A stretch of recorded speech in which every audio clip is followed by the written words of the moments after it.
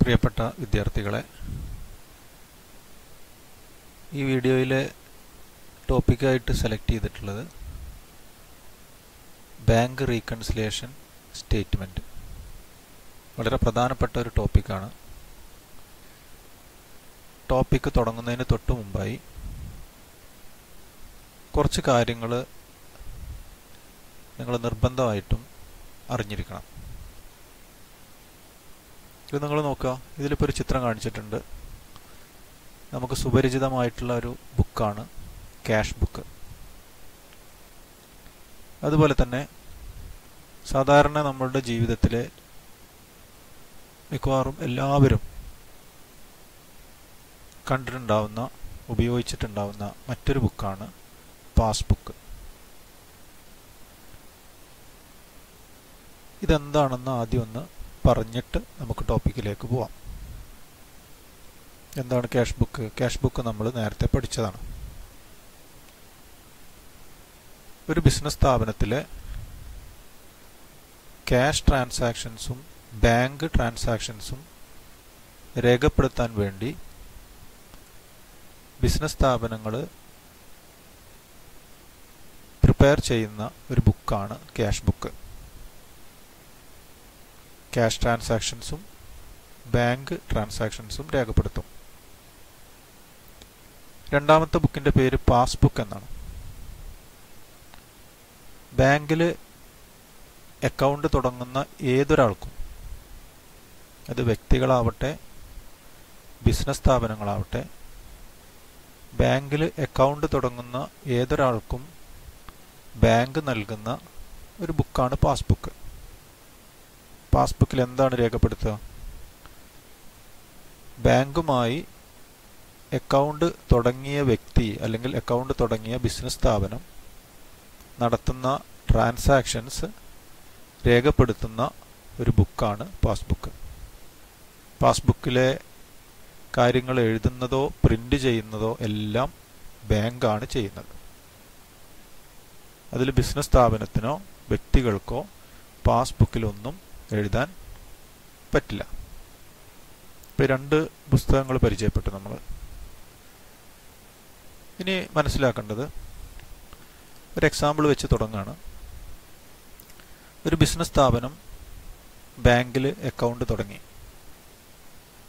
ഒരു 50,000 രൂപ ബാങ്കിൽ ഡെപ്പോസിറ്റ് ചെയ്തു. നമുക്കറിയാം, ഈ ട്രാൻസാക്ഷൻ ക്യാഷ് ബുക്കിൽ രേഖപ്പെടുത്തും.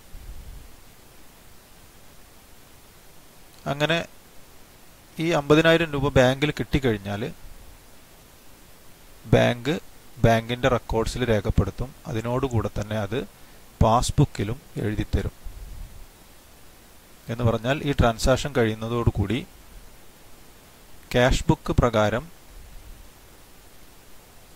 ബിസിനസിൻ്റെ ബാങ്ക് ബാലൻസ് 50,000 ആണ്. പാസ്ബുക്കിൽ നോക്കിയാലും 50,000 ആണ് കാണുക. ക്യാഷ് ബുക്കിൽ നോക്കിയാലും 50,000. ഇനി നമ്മൾ ബാങ്കിൽ നിന്നൊരു 10,000 തൊട്ടടുത്ത ദിവസം പിൻവലിക്കുകയാണെങ്കിലോ, ബാങ്കിൽ നിന്ന് പിൻവലിക്കുമ്പോൾ ബാങ്ക് പാസ്ബുക്കിലും 10,000 കുറച്ചെഴുതും. അത് കിട്ടുന്നതോടുകൂടി ക്യാഷ് ബുക്കിലും ഈ 10,000 നമ്മൾ രേഖപ്പെടുത്തും.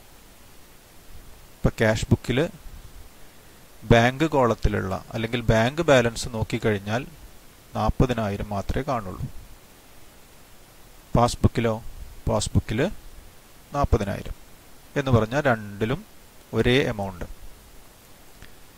അപ്പോൾ ഇതെപ്പോഴെങ്കിലും ഈ രണ്ട് ബാലൻസുകളും ഡിഫറൻസ് വരാനുള്ള സാധ്യത ഉണ്ടോ? മാറ്റം വരാനുള്ള സാധ്യത ഉണ്ടോ? നമുക്ക് പരിശോധിക്കാം. നമുക്കൊരു എക്സാമ്പിൾ നോക്കാം. നേരത്തെ പറഞ്ഞ എക്സാമ്പിളിൻ്റെ തുടർച്ചയായിട്ടാണ് ഞാൻ കാര്യങ്ങൾ പറയുന്നത്. നമ്മളാണ് ബിസിനസ് നടത്തുന്നവർ എന്നുള്ള അസംഷനിലാണ് ഇനിയുള്ള എക്സാമ്പിൾസൊക്കെ ഞാൻ പറയാൻ ഉദ്ദേശിക്കുന്നത്. അങ്ങനെ വരുമ്പോൾ നേരത്തെ നമ്മൾ ബാങ്കിൽ 50,000 രൂപ ഡെപ്പോസിറ്റ് ചെയ്തു. അതിൽ നിന്ന് 10,000 പിൻവലിച്ചിട്ടുണ്ട്. എന്ന് പറഞ്ഞാൽ അറ്റ് പ്രസൻറ്റ് ബാങ്കിലെ ബാലൻസ് 40,000 ആണ്. ഈ ഒരു സാഹചര്യത്തിലാണ് ഈ എക്സാമ്പിൾ നമ്മൾ നോക്കേണ്ടത്. Cheque issued but not yet presented for payment. ഇപ്പോൾ നമ്മുടെ ബാങ്കിൽ ബാലൻസ് പാസ്ബുക്കിൽ 40,000 ആണ്, ക്യാഷ് ബുക്കിലും 40,000 ആണ്. ഈ സാഹചര്യത്തിൽ നമ്മൾ ക്രെഡിറ്റേഴ്സിന് ഒരു ചെക്ക് ഇഷ്യൂ ചെയ്യാം. നേരത്തെ പർച്ചേസ് ചെയ്ത സപ്ലയർക്ക് ക്രെഡിറ്റ് പർച്ചേസ് നമ്മൾ ചെയ്തിട്ടുണ്ട് ഒരു സപ്ലയറുടെ കയ്യിൽ നിന്ന്. അയാൾക്ക് നമ്മൾ കുറച്ച് പൈസ കൊടുക്കാനുണ്ട്. For example 10,000. ഒരു 10,000 രൂപയുടെ ചെക്ക് നമ്മൾ ഈ സപ്ലയർക്ക് കൊടുത്തു. സപ്ലയർക്ക് ചെക്ക് കൊടുക്കുമ്പോൾ ജേണൽ എൻട്രി എഴുതും നമ്മൾ. Supplier account debtor or creditors account debtor to bank എന്ന് പറഞ്ഞാൽ ക്യാഷ് ബുക്കിൽ പേയ്മെൻറ്റ് സൈഡിൽ നമ്മളത് പോസ്റ്റ് ചെയ്യും. അങ്ങനെ 40,000 ബാലൻസ് ഉള്ളത് എത്രയായിട്ട് മാറും? 30,000 ആയിട്ട് മാറും. എവിടെ? ക്യാഷ് ബുക്കിൽ. പാസ്ബുക്കിലെ ബാലൻസ് ഇപ്പോൾ എത്രയാണുള്ളത്? 40,000 തന്നെയാണ്. അവിടെ എന്തുകൊണ്ടാണത് 30,000 ആവാത്തത്? ഇയാളുടെ ചെക്ക് അവിടെ ഇതുവരെ എത്തിയിട്ടില്ല. ഇയാൾ ഈ ചെക്കുമായിട്ട് അവിടെ പ്രസൻറ്റ് ചെയ്ത് ചെക്ക് കളക്ട് ചെയ്തിട്ടില്ല, അല്ലെങ്കിൽ പൈസ അവിടുന്ന് കളക്ട് ചെയ്തിട്ടില്ല. അപ്പോൾ അയാൾ കളക്ട് ചെയ്യാൻ എത്രത്തോളം വൈകുന്നുണ്ടോ അത്രയും സമയം ക്യാഷ് ബുക്കിലെ ബാലൻസ് 30,000 കാണാം, പക്ഷേ പാസ്ബുക്കിലെ ബാലൻസ് നോക്കുമ്പോൾ 40,000 ആണ്. അപ്പോൾ നമുക്ക് ഡിഫറൻസിനുള്ള കാരണം എന്താണ്? Cheque issued but not presented for payment by the creditor. അപ്പോൾ ഒരു കാര്യം വ്യക്തമായല്ലോ, എപ്പോഴും ക്യാഷ് ബുക്ക് ബാലൻസും പാസ്ബുക്കിലെ ബാലൻസും ഈക്വൽ ആയിക്കൊള്ളണമെന്നില്ല. പല സാഹചര്യങ്ങളിലും ഇത് തമ്മിൽ ഡിഫറൻസ് വരാനുള്ള സാധ്യതയുണ്ട്. അങ്ങനെയുള്ള സാഹചര്യങ്ങളാണ് ഇനി നമ്മൾ പറയാൻ പോകുന്നത്. അടുത്ത് നോക്കുക. Cheque paid in to the bank but not yet collected.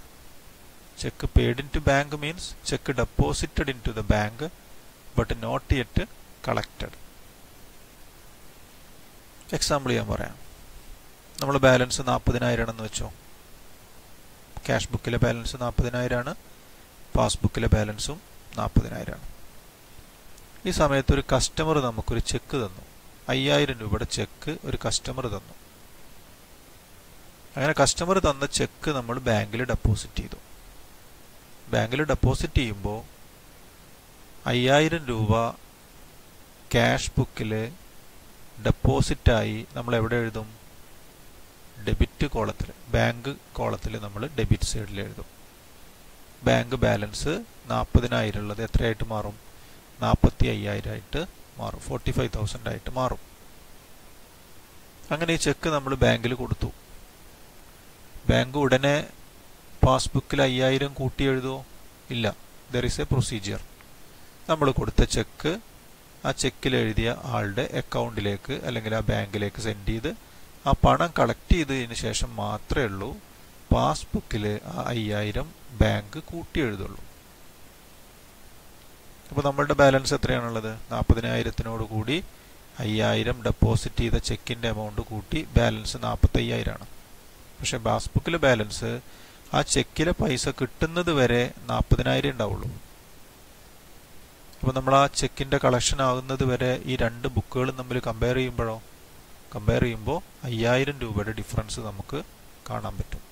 ആ ഡിഫറൻസ് ഓട്ടോമാറ്റിക്കലി ഡിഫറൻസ് ഇല്ലാതെയാവും. എപ്പോൾ? ആ ചെക്കിൻ്റെ കളക്ഷൻ കിട്ടിക്കഴിഞ്ഞാൽ നമ്മളുടെ ബാലൻസ് 45,000 ഉണ്ട്, പാസ്ബുക്കിലെ ബാലൻസും 45,000 ആവും. അപ്പോൾ ഒരു ടൈം ഡിഫറൻസ് ആണിത്. നമ്മൾ എഴുതി കുറച്ച് സമയം, കുറച്ച് ദിവസം, ചിലപ്പോൾ മാസങ്ങൾ കഴിഞ്ഞിട്ടാണ് ആ ട്രാൻസാക്ഷൻ ആര് എൻട്രി ചെയ്യുന്നത്? ബാങ്ക് എൻട്രി ചെയ്യുന്നത്. അടുത്ത എക്സാമ്പിൾ നോക്കാം. Bank charges interest on overdraft etcetera debited by the bank. എന്ന് പറഞ്ഞാൽ ബാങ്ക് പല കാരണങ്ങൾ കൊണ്ടും നമ്മുടെ അക്കൗണ്ടുകളിൽ നിന്ന് പൈസ റെഡ്യൂസ് ചെയ്യാറുണ്ട്, കുറക്കാറുണ്ട്. ഡെബിറ്റ് ചെയ്യുക എന്നാണ് പറയുക. ബാങ്ക് അക്കൗണ്ടിൽ പൈസ കൂടുക എന്ന് പറഞ്ഞാൽ അതിന് മീനിങ് ക്രെഡിറ്റ് ചെയ്യുക എന്നാണ്. ബാങ്ക് അക്കൗണ്ടിൽ നിന്ന് കുറക്കുക എന്ന് പറഞ്ഞാൽ അവരത് ഡെബിറ്റ് ചെയ്യുക എന്നാണ് ആ ടേം ഉപയോഗിക്കുക. അത് ATMന്റെ സർവീസ് ചാർജ് ആവാം, അല്ലെങ്കിൽ ഓവർ ഡ്രാഫ്റ്റിൻ്റെ ഇൻട്രസ്റ്റ് ആവാം. എന്തായാലും ശരി, ബാങ്കിലുള്ള ഒരു ഡെപ്പോസിറ്റർ അങ്ങോട്ട് വല്ലതും കൊടുക്കാനുണ്ടെങ്കിൽ അത് അവർ ആ അക്കൗണ്ടിലെ ബാലൻസിൽ നിന്ന് എന്ത് ചെയ്യും? റെഡ്യൂസ് ചെയ്യും, കുറക്കും. അതല്ലെങ്കിൽ ഡെബിറ്റ് ചെയ്യും. അങ്ങനെ പാസ്ബുക്കിൽ ബാങ്ക് ചാർജസും ഇൻട്രസ്റ്റ് ഓൺ ഓവർ ഡ്രാഫ്റ്റ് ഒക്കെ അവർ കുറച്ചിട്ടുണ്ടാവും പല സാഹചര്യങ്ങളിലും. പക്ഷെ അത് എവിടെ കാണില്ല? ക്യാഷ് ബുക്കിൽ കാണുന്നില്ല. കാരണം നമ്മൾ നേരിട്ട് നടത്തുന്ന ഒരു ട്രാൻസാക്ഷൻ അല്ല അത്. ബാങ്ക് സ്വയം ചില സർവീസ് ചാർജുകൾ നമ്മുടെ അക്കൗണ്ടിൽ നിന്ന് കുറക്കാറുണ്ട്.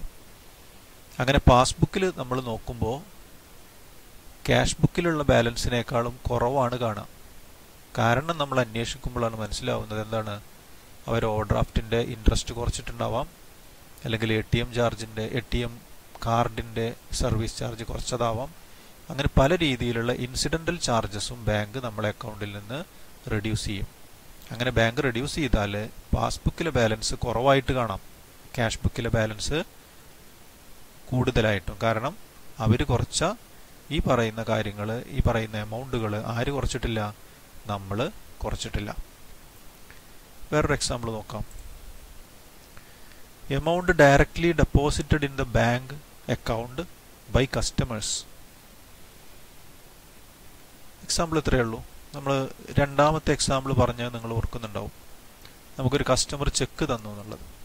അതൊന്ന് ടെസ്റ്റ് ചെയ്തിട്ട് പറയാം.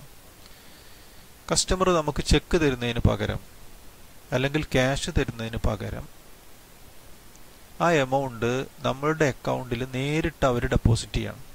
നമ്മളുടെ കസ്റ്റമറാണ്, നമുക്ക് തരാനുള്ള പൈസയാണ് നമ്മളെ കയ്യിൽ തരുന്നതിന് പകരം നമ്മളുടെ അക്കൗണ്ടിൽ നേരിട്ട് അവർ ട്രാൻസ്ഫർ ചെയ്ത് തരികയാണ്. ഓൺലൈൻ ട്രാൻസ്ഫർ ആവാം, അല്ലെങ്കിൽ നേരിട്ട് നമ്മളുടെ അക്കൗണ്ടിൽ അവർ ഡെപ്പോസിറ്റ് നടത്തിയതാവാം. അങ്ങനെ നമ്മുടെ കസ്റ്റമർ നമുക്ക് തരാനുള്ള പൈസ നേരിട്ട് നമ്മളുടെ അക്കൗണ്ടിൽ ഡെപ്പോസിറ്റ് ചെയ്ത് കഴിയുമ്പോൾ നമ്മളുടെ ഡെപ്പോസിറ്റ് കൂടും. പാസ്ബുക്കിൽ ആ പറയുന്ന 5000 അല്ലെങ്കിൽ ആ ഡെപ്പോസിറ്റ് ചെയ്ത എമൗണ്ട് കൂടും. ഇത് നമ്മൾ അറിഞ്ഞിട്ടില്ല. ഓട്ടോമാറ്റിക്കായിട്ട് ആ കസ്റ്റമർ കൊടുത്ത പൈസ ഡെപ്പോസിറ്റ് ആയിട്ട് എവിടെ എഴുതിയിട്ടുണ്ടാവില്ല? ക്യാഷ് ബുക്കിൽ എഴുതിയിട്ടുണ്ടാവില്ല. അപ്പോൾ ക്യാഷ് ബുക്കിലെ ബാലൻസ് കുറഞ്ഞു കിടക്കും. പാസ്ബുക്കിലെ ബാലൻസ് അയാൾ ഡെപ്പോസിറ്റ് ചെയ്തതുകൊണ്ട് എമൗണ്ട് കൂടിയിട്ടുണ്ടാവും. അപ്പോൾ പാസ്ബുക്ക് നോക്കുമ്പോൾ പാസ്ബുക്കിലെ എമൗണ്ട് കൂടുതൽ, ക്യാഷ് ബുക്ക് നോക്കുമ്പോൾ ക്യാഷ് ബുക്കിലെ എമൗണ്ട് കുറവ്. There is a chance of difference. അടുത്ത് നോക്കാം. Rent, dividends etcetera collected by the bank. Bank നമ്മൾ നേരത്തെ പഠിച്ചതാണ്. ബാങ്ക് പലതരത്തിലുള്ള സേവനങ്ങളും ഡെപ്പോസിറ്റേഴ്സിന് കൊടുക്കാറുണ്ട്. അതിൽ 2 സേവനങ്ങൾ ഞാനിപ്പോൾ പരിചയപ്പെടുത്താം. ഒന്ന്, ബാങ്ക് നമുക്ക് വേണ്ടി അല്ലെങ്കിൽ നമുക്ക് കിട്ടാനുള്ള പല എമൗണ്ടുകളും അവർ കളക്ട് ചെയ്യാൻ തയ്യാറാണ്. അതിനൊരു എക്സാമ്പിളാണ് റെന്റ്. നമുക്ക് കിട്ടാനുള്ള റെന്റ് കളക്ട് ചെയ്യാനുള്ള ജോലി നമുക്ക് ആരെ ഏൽപ്പിക്കാം? ബാങ്കിനെ ഏൽപ്പിക്കാം. അത് ബാങ്ക് ആരെ കയ്യിൽ നിന്ന് കളക്ട് ചെയ്യും? നമുക്ക് റെന്റ് സ്ഥിരമായി തരേണ്ട ആളുടെ കയ്യിൽ നിന്നും ബാങ്ക് ആ റെന്റ് അവർ കളക്ട് ചെയ്യും. അത് കളക്ട് ചെയ്യുന്നതോടുകൂടി അവർ പാസ്ബുക്കിൽ അല്ലെങ്കിൽ നമ്മളുടെ അക്കൗണ്ടിൽ അവരത് റെന്റ് കൂട്ടി എഴുതും. ഇനി നമുക്ക് കിട്ടാനുള്ള ലാഭവിഹിതമാണെങ്കിലോ, മറ്റൊരു കമ്പനിയിൽ നിന്ന് നമുക്ക് കിട്ടാനുള്ള ലാഭവിഹിതം നമ്മൾ ബാങ്ക് അക്കൗണ്ടാണ് അവിടെ കൊടുത്തിരിക്കുന്നതെങ്കിൽ ആ അക്കൗണ്ടിലേക്ക് ആ എമൗണ്ട് ഓട്ടോമാറ്റിക്കായിട്ട് എല്ലാ വർഷവും വരും. അപ്പോഴും നമ്മളുടെ ബാങ്കിലെ ബാലൻസ് എന്ത് ചെയ്യും? കൂടും. ഇത് രണ്ടും നമ്മൾ നേരിട്ട് നടത്തുന്ന ട്രാൻസാക്ഷൻ അല്ലാത്തതുകൊണ്ട് പാസ്ബുക്കിൽ ഈ 2 എമൗണ്ടുകളും ഇത്തരത്തിലുള്ള എമൗണ്ടുകളൊക്കെ കൂടി കിടക്കും, ക്യാഷ് ബുക്കിൽ കുറവാകും. അങ്ങനെ കമ്പയർ ചെയ്യുന്ന സമയത്താണ് ഇങ്ങനെ 2 എമൗണ്ടുകൾ, ഇത്തരത്തിലുള്ള എമൗണ്ടുകളൊക്കെ ബാങ്കിൽ കിട്ടിയിട്ടുണ്ടെന്നുള്ള വിവരം നമ്മൾ അറിയുന്നത്. പാസ്ബുക്കിലെ എമൗണ്ട് കൂടുതലാവും, ക്യാഷ് ബുക്കിലെ എമൗണ്ട് കുറവാകും. വേറെ എക്സാമ്പിൾ നോക്കാം. Direct payments made by the bank on behalf of the customer. ഇത് ഞാൻ നേരത്തെ പറഞ്ഞ പോലെ തന്നെ ഒരു ഏജൻസി സർവീസാണ്. ബാങ്ക് നമുക്ക് വേണ്ടി ചെയ്തു തരുന്ന ഒരു സേവനമാണ്.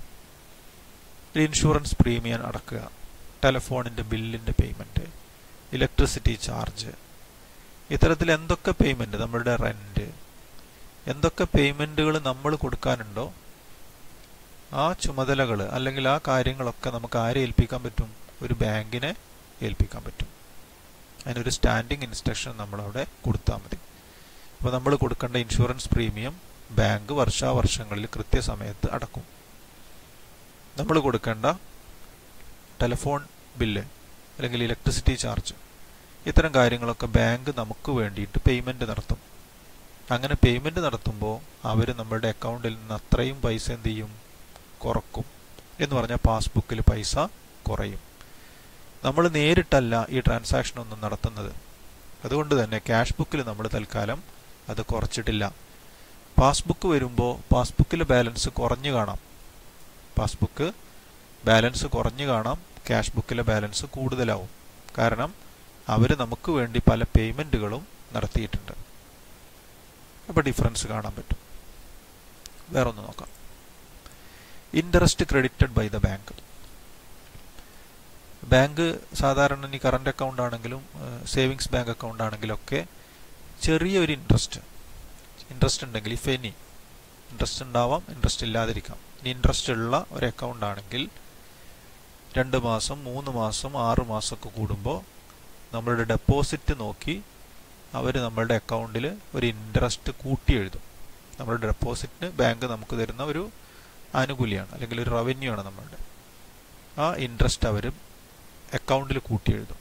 എന്ന് പറഞ്ഞാൽ പാസ്ബുക്കിലും ഇൻട്രസ്റ്റ് കൂട്ടി എഴുതും. പാസ്ബുക്ക് വരുമ്പോൾ ക്യാഷ് ബുക്കിലെ ബാലൻസിനേക്കാളും കൂടുതൽ കാണാം. പരിശോധിച്ച് നോക്കുമ്പോൾ നമുക്ക് മനസ്സിലാവും അത് ഇൻട്രസ്റ്റ് കൂട്ടി എഴുതിയതാണ്. ആരെഴുതിയിട്ടില്ല? ക്യാഷ് ബുക്കിൽ നമ്മൾ എഴുതിയിട്ടില്ല, പാസ്ബുക്കിൽ അവർ എഴുതിയിട്ടുണ്ട്. അപ്പോൾ എന്താണ്? രണ്ടിലെ ബാലൻസും തമ്മിൽ ഡിഫറൻസ് ഉണ്ട്. ഇത്രയും കാര്യങ്ങൾ ഇത് യഥാർത്ഥത്തിൽ തെറ്റുകളല്ല. എന്നാൽ ക്യാഷ് ബുക്ക് ബാലൻസും പാസ്ബുക്ക് ബാലൻസും തമ്മിൽ കമ്പയർ ചെയ്യുമ്പോൾ ഡിഫറൻസ് കാണാനുണ്ട്. അതിനുള്ള കാരണങ്ങളാണ് ഇപ്പോൾ ലിസ്റ്റ് ചെയ്തിട്ടുള്ളത്. ഇതിനെ ഒരുമിച്ച് പറയുന്ന പേരാണ് ടൈമിംഗ് ഡിഫറൻസ് എന്നാണ് പറയുന്നത്. ടൈമിംഗ് ഡിഫറൻസ് എന്നാണ് ഈ പറയുന്ന എക്സാമ്പിൾസുകൾ. ഇത്തരം കാരണങ്ങൾ കൊണ്ട് ക്യാഷ് ബുക്ക് ബാലൻസും പാസ്ബുക്ക് ബാലൻസും തമ്മിൽ ഡിഫറൻസ് വരികയാണെങ്കിൽ അതിനെ നമ്മൾ പറയുന്ന പേരെന്താണ്? Timing difference. എന്ന് പറഞ്ഞാൽ നമ്മൾ എഴുതിയ ഒരു കാര്യം ബാങ്കുകാരെ എഴുതാൻ കുറച്ച് സമയം എടുക്കുകയാണ്. കുറച്ച് സമയം കഴിയുമ്പോൾ അവരും അത് എഴുതും. അതോടുകൂടി ആ പ്രശ്നം തീരും. അല്ലെങ്കിൽ ബാങ്കിൽ എഴുതിയിട്ടുള്ള ഒരു ട്രാൻസാക്ഷൻ നമ്മൾ എഴുതാൻ കുറച്ച് വൈകുകയാണ്. കുറച്ച് കഴിഞ്ഞാൽ നമ്മളും എഴുതി കഴിഞ്ഞാൽ രണ്ടും ഈക്വൽ ആവും. അപ്പോൾ ഇത്തരം കാരണങ്ങളെ നമ്മൾ പറയുന്ന പേര് ടൈമിംഗ് ഡിഫറൻസ് എന്നാണ് പറയുന്നത്. ഇനി ഇതിനു പുറമെ വേറൊരു തരം എററാണ് errors committed in recording transactions by the firm. ഇപ്പോൾ നമ്മളുടെ ബിസിനസ് സ്ഥാപനത്തിലെ അക്കൗണ്ടന്റ് ട്രാൻസാക്ഷൻസ് രേഖപ്പെടുത്തുന്ന സമയത്ത് തെറ്റുകൾ സംഭവിക്കാം. ഫോർ എക്സാമ്പിൾ, ഇപ്പോൾ 10,000 രൂപ ഡെപ്പോസിറ്റ് ചെയ്തു, പക്ഷെ ഇയാളെ അക്കൗണ്ടിൽ എഴുതിയത് 1000 എന്നാണ്. പാസ്ബുക്കിൽ അത് 10,000 തന്നെ എഴുതിയിട്ടുണ്ട്. 10,000 രൂപ ഡെപ്പോസിറ്റ് ചെയ്തു, ക്യാഷ് ബുക്കിൽ അബദ്ധത്തിൽ 1000 എന്നാണ് എഴുതിയത്. പക്ഷെ അത് പാസ്ബുക്കിൽ എത്ര തന്നെ എഴുതിയിട്ടുണ്ട്? 10,000 തന്നെ എഴുതിയിട്ടുണ്ട്.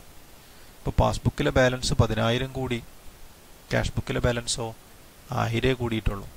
എന്ന് പറഞ്ഞാൽ രണ്ടും തമ്മിൽ 9,000 രൂപയുടെ ഡിഫറൻസ് വരും. ഡിഫറൻസിനുള്ള കാരണം എന്താണ്? It is an error committed by the accountant. നമ്മുടെ അക്കൗണ്ടന്റ് വരുത്തി വെച്ച ഒരു തെറ്റാണ്. വേറൊന്ന്, ഇതുപോലെ ബാങ്കിലെ സ്റ്റാഫിനും അല്ലെങ്കിൽ ബാങ്കിലെ കാഷ്യർക്കോ ക്ലറിക്കൽ സ്റ്റാഫിനോ ഒക്കെ എന്ത് വരാം? തെറ്റുകൾ സംഭവിക്കാം. നേരത്തെ നമ്മൾ പറഞ്ഞത് ബിസിനസ് സ്ഥാപനത്തിലെ അക്കൗണ്ടന്റിന്റെ ഭാഗത്ത് വരുന്ന തെറ്റാണ്. ഇതുപോലെ നമ്മൾ കൃത്യമായി 10,000 എന്നെഴുതി, 10,000 ഡെപ്പോസിറ്റ് ചെയ്തു, നമ്മൾ 10,000 എന്നെഴുതി. കാഷ്യർ ആ പൈസ നമ്മളെ കയ്യിൽ നിന്ന് കൗണ്ട് ചെയ്തു, അവരെഴുതിയപ്പോൾ തെറ്റിപ്പോയി, 5,000 എന്നെഴുതി. 10,000 എഴുതുന്നതിന് പകരം 5,000 എന്നെഴുതി. അങ്ങനെ വരുമ്പോഴും പാസ്ബുക്കിലെ ബാലൻസും ക്യാഷ് ബുക്കിലെ ബാലൻസും എന്ത് ചെയ്യും? ഡിഫറൻസ് വരും. അത്തരം എറേഴ്സിനെയാണ് errors committed in recording transaction by the bank എന്ന് പറയാം. ഇതിന് നമ്മൾ ഒരുമിച്ച് പറയുന്നത് പേര് ഡിഫറൻസ് ഡ്യൂ ടു എറേഴ്സ്. ഇത്തരത്തിലുള്ള എറേഴ്സ് കാരണം എന്ത് വരാം? ഡിഫറൻസുകൾ വരാവുന്നതാണ്. അപ്പോൾ നമുക്കൊരു കൺക്ലൂഷനിലെത്താം. പാസ്ബുക്കിലെ ബാലൻസും ക്യാഷ് ബുക്കിലെ ബാങ്ക് ബാലൻസും. നോർമലി ഇത് രണ്ടും ഒരുപോലെ വരേണ്ടതാണ്. പക്ഷെ പല സമയങ്ങളിലും ഇത് തമ്മിൽ ഡിഫറൻസ് വരാനുള്ള കുറേ സാഹചര്യങ്ങളാണ് നമ്മളിപ്പോൾ ഡിസ്കസ് ചെയ്തത്. ഇതിനെ നമ്മൾ രണ്ടായിട്ട് ക്ലാസിഫൈ ചെയ്യണം. ഒന്ന് ടൈമിംഗ് ഡിഫറൻസസ് എന്ന് പറയും. Timing differences on recording of the transaction. രണ്ട്, errors made by the business or by the bank. ഒന്ന് സമയം കൊണ്ട് വരുന്ന വ്യത്യാസങ്ങളാണ് അല്ലേ. നമ്മൾ നേരത്തെ കുറേ 6-7 എക്സാമ്പിൾസ് പറഞ്ഞു. അതൊന്നും യഥാർത്ഥത്തിൽ തെറ്റുകളല്ല, പക്ഷേ ബാലൻസുകൾ തമ്മിൽ ഡിഫറൻസ് വരാനുള്ള സാഹചര്യങ്ങളാണത്. രണ്ടാമത് നമ്മൾ പറഞ്ഞു ബാങ്കിലെ ക്ലർക്കിന് അക്കൗണ്ടന്റിന് വരുന്ന മിസ്റ്റേക്കുകൾ, ബിസിനസ് സ്ഥാപനത്തിലെ അക്കൗണ്ടന്റിന് വരുന്ന ക്ലറിക്കൽ മിസ്റ്റേക്കുകൾ, ഇങ്ങനെയും എന്ത് വരാം, ഡിഫറൻസുകൾ വരാം. അപ്പോൾ ഇനി നമ്മൾ ടോപ്പിക്കിലേക്ക് വരികയാണ്. ഒരു പ്രത്യേക ഡേറ്റിൽ ജനുവരി 31-ാം തീയതി നമ്മൾ ക്യാഷ് ബുക്ക് ബാലൻസ് ചെയ്തു. ബാലൻസ് ചെയ്തപ്പോൾ ബാങ്ക് ബാലൻസ് ആയിട്ട് കണ്ടത് 50,000 ജനുവരി 31 വരെയുള്ള എൻട്രികളൊക്കെ പ്രിന്റ് ചെയ്ത് പാസ്ബുക്ക് നമ്മളെ കയ്യിലുണ്ട്. പാസ്ബുക്കിൽ നോക്കുമ്പോൾ ബാലൻസ് 40,000. എങ്ങനെയാണ്? ക്യാഷ് ബുക്കിൽ ബാലൻസ് നോക്കുമ്പോൾ 50,000, പാസ്ബുക്കിൽ ബാലൻസ് നോക്കുമ്പോൾ 40,000. അപ്പോൾ നമുക്ക് എന്താണ് ഇത് ഡിഫറൻസ് വരാനുള്ള കാരണം എന്ന് കണ്ടെത്തണം. കണ്ടെത്താൻ നമുക്ക് കഴിയും. നമ്മൾ ഓരോ ട്രാൻസാക്ഷൻസും, ക്യാഷ് ബുക്കിൽ എഴുതിയ ട്രാൻസാക്ഷൻസും പാസ്ബുക്കിൽ എഴുതിയ ട്രാൻസാക്ഷൻസും കമ്പയർ ചെയ്ത് എവിടെയാണ് ഈ മിസ്റ്റേക്ക് വന്നിട്ടുള്ളത്, എന്തുകൊണ്ടാണ് ഈ 10,000-ന്റെ ഡിഫറൻസ് വന്ന് എന്ന് നമ്മൾ കണ്ടെത്തും. അത് ചിലപ്പോൾ ഒരു കാരണമാവാം, 2 കാരണമാവാം, ചിലപ്പോൾ 2-ൽ കൂടുതൽ കാരണങ്ങൾ കൊണ്ടാവാം. അങ്ങനെ ഏതെങ്കിലും ഒരു സമയത്ത് ക്യാഷ് ബുക്കിലെയും പാസ്ബുക്കിലെയും ബാലൻസിൽ ഡിഫറൻസ് കാണുകയും ആ ഡിഫറൻസിനുള്ള കാരണങ്ങൾ നമ്മൾ കണ്ടെത്തുകയും ചെയ്താൽ അത് നമ്മളൊരു സ്റ്റേറ്റ്മെന്റ് ആയിട്ട് രേഖപ്പെടുത്തണം. ഒരു കൃത്യമായൊരു ഫോർമാറ്റ് ഉണ്ട്. ആ ഫോർമാറ്റിൽ നമ്മൾ ഈ ഡിഫറൻസിനുള്ള കാരണങ്ങളൊക്കെ രേഖപ്പെടുത്തി കഴിഞ്ഞാൽ ആ സ്റ്റേറ്റ്മെന്റിനെ പറയുന്ന പേരാണ് ബാങ്ക് റീകൺസിലിയേഷൻ സ്റ്റേറ്റ്മെന്റ്.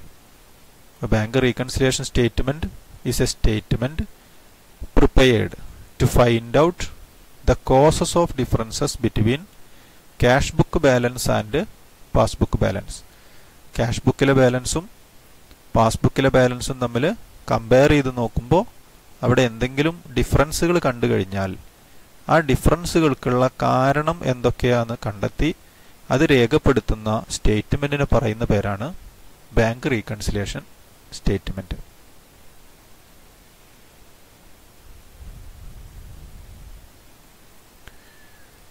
ഇതിനെ കൺക്ലൂഡ് ചെയ്യാണ്. കുറച്ച് കാര്യങ്ങൾ കൂടി പറയാം. ഒന്ന്, ഈ സ്റ്റേറ്റ്മെന്റ് തയ്യാറാക്കുന്നത് ആരാണ്? സ്റ്റേറ്റ്മെന്റ് തയ്യാറാക്കുന്നത് ബിസിനസ്സാണ്. Bank reconciliation statement is a statement prepared by the business entity. കാരണം ബിസിനസ്സിനാണ് ഈ ഡിഫറൻസിനുള്ള കാരണം കണ്ടെത്തേണ്ട ആവശ്യം ബിസിനസ്സിനായതുകൊണ്ട് ബിസിനസ് അത് ചെയ്യും. അപ്പോൾ ബാങ്ക് റീകൺസിലിയേഷൻ സ്റ്റേറ്റ്മെന്റ് തയ്യാറാക്കുന്നത് ബിസിനസ്സാണ്. ഈ സ്റ്റേറ്റ്മെന്റിൽ നമ്മൾ ചെയ്യുന്നത് ക്യാഷ് ബുക്ക് പ്രകാരമുള്ള ബാങ്ക് ബാലൻസും പാസ്ബുക്ക് പ്രകാരമുള്ള ബാങ്ക് ബാലൻസ് തമ്മിൽ നമ്മളൊന്ന് കമ്പയർ ചെയ്ത് നോക്കണം. Matching the bank balance as per cash book and passbook. അങ്ങനെ എന്തെങ്കിലും ഡിഫറൻസുകൾ കണ്ടു കഴിഞ്ഞാൽ അതിനുള്ള കാരണങ്ങൾ കണ്ടെത്തുകയും നമ്മൾ ചെയ്യണം. Find out causes of difference between the balances.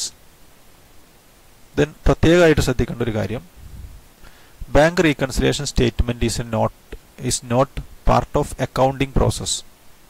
ഇത് അക്കൗണ്ടിംഗ് പ്രോസസ്സുമായി ഒരു ബന്ധവുമില്ലാത്ത ഒരു കാര്യമാണ്.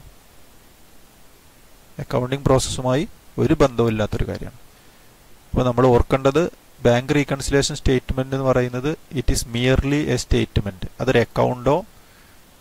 മറ്റൊന്നുമല്ല. ഡബിൾ എൻട്രി സിസ്റ്റത്തിൽ വരുന്ന ഒരു അക്കൗണ്ട് പോലത്തെ ഒന്നും നിങ്ങൾ കണക്കാക്കേണ്ടതില്ല. It is only a statement. കണ്ടെത്തിയ കാരണങ്ങൾ ഒരു സ്റ്റേറ്റ്മെന്റ് രൂപത്തിൽ നമ്മൾ രേഖപ്പെടുത്തുന്നു. അപ്പോൾ it is not a part of അക്കൗണ്ടിങ്. Then it is prepared at a particular date. അതിന് പ്രത്യേകിച്ച് ഡേറ്റ് ഒന്നുമില്ല. ഏത് സമയത്ത് വേണമെങ്കിലും നമുക്ക് ഒരു പർട്ടിക്കുലർ ഡേറ്റിൽ നമുക്ക് ഈ പറയുന്ന സ്റ്റേറ്റ്മെന്റ് തയ്യാറാക്കാം. എപ്പോഴാണോ ഡിഫറൻസ് കാണുന്നത് ആ ഡിഫറൻസ് കാണുന്ന സമയത്ത് തന്നെ നമുക്ക് വേണമെങ്കിൽ ഒരു ബാങ്ക് റീകൺസിലേഷൻ സ്റ്റേറ്റ്മെന്റ് തയ്യാറാക്കിയിട്ട് അതിനുള്ള കാരണങ്ങൾ കണ്ടെത്താൻ കഴിയും. ദെൻ ഇതിൻ്റെ പ്രിപ്പറേഷൻ മാൻഡേറ്ററി ആണോ? ഒരിക്കലും അല്ല. ഇത് ചെയ്തോളണം എന്ന് നിർബന്ധമില്ല. അങ്ങനെ ഡിഫറൻസ് കാണുകയാണ്, ആ ഡിഫറൻസിനുള്ള കാരണം കണ്ടെത്തണമെന്ന് ബിസിനസ് സ്ഥാപനത്തിന് ആഗ്രഹം ഉണ്ടെങ്കിൽ അവർക്ക് എന്ത് ചെയ്യാം? ഒരു ബാങ്ക് റീകൺസിലേഷൻ സ്റ്റേറ്റ്മെന്റ് തയ്യാറാക്കി അതിനുള്ള കാരണങ്ങൾ കണ്ടെത്താവുന്നതാണ്. ബാങ്ക് റീകൺസിലേഷൻ സ്റ്റേറ്റ്മെന്റിന്റെ ഇൻട്രൊഡക്ഷൻ പാർട്ട് ഇവിടെ അവസാനിക്കുകയാണ്. Thank you.